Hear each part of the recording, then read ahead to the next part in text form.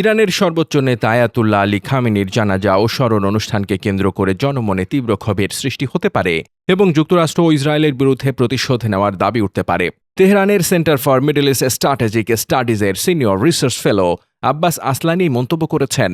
শুক্রবার সংবাদ মাধ্যম আল জাজিরাকে তিনি বলেন, এই আয়োজনের জন্য আনুষ্ঠানিক স্লোগান নির্ধারণ করা হয়েছে, আমাদের জেগে উঠতে হবে।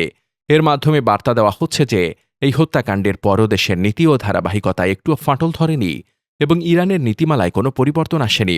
আসলানি আরও জানান, এই দাফনের আনুষ্ঠানিকতা সাধারণ ইরানিদের জন্য অত্যন্ত আবেগঘন একটি মুহূর্ত, যেখানে তারা তাদের নেতাকে বিদায় জানাচ্ছেন।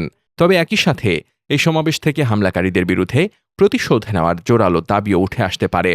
প্রয়াত সর্বোচ্চ নেতার ভূমিকার কথা উল্লেখ করে তিনি বলেন, বাহ্যিক ও আন্তর্জাতিক চাপ রুখে দেওয়ার ক্ষেত্রে খামেনি ছিলেন এক অবিচল ব্যক্তিত্ব।